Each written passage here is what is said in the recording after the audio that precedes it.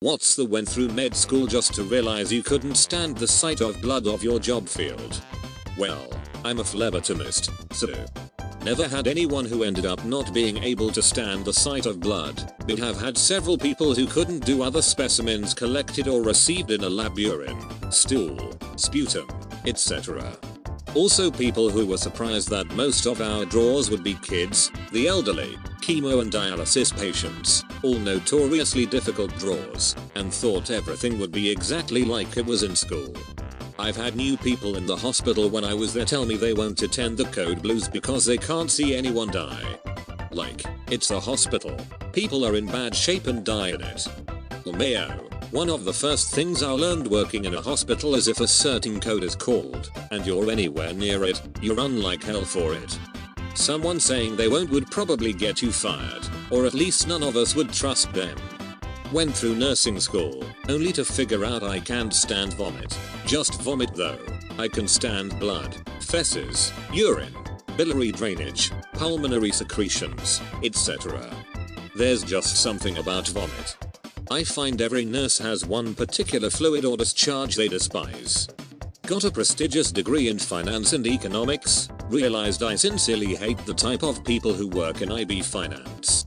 Edit. Not all of them of course, but you all know that guy who thinks Wolf of Wall Street is a documentary about him. Yeah, me too. Masters in economics with absolutely no economic markets intuition. I have no idea how I managed to finish. I hate it, the field and the people.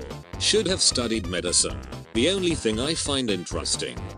I regret it so much every day. Can't do it over because the government made rules about not getting another education at the same graduated level or lower, the first 6 years after graduating. It sucks. Had a teacher in my nautical academy that found out he was chronically seasick. Most people in the US who joined the Navy have never been on a boat in their lives, or even seen the ocean for that matter. How would they know until their first time? I never got a seasickness test while going through METS or boot camp.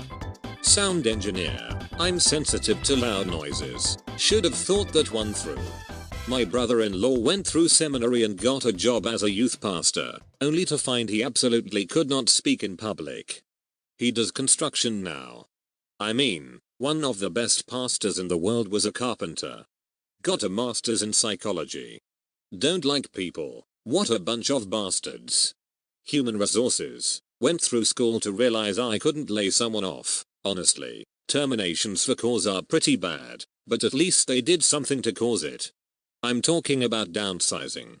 Friend went to become a vet tech before realizing she was allergic to cats, grew up with dogs only.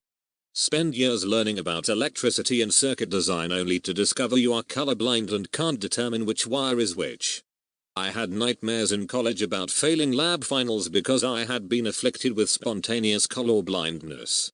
My dad worked with an electrical engineer that was colorblind, but the guy never told anybody. I guess he would use his own meter to get readings to tell people what the color was. Number 1 ever knew. I was dead set on being a video game developer. Started in QA, saw the endless hours of crunch, the devs working 80+ hour weeks without showers or shaving, smelled the funk of hundreds of unwashed bodies. The crossed fingers at reaching publisher milestones for bonuses that would hopefully make it all worthwhile.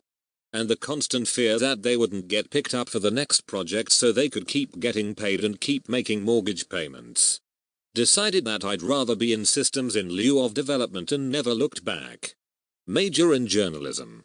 I'm antisocial and I live under a rock.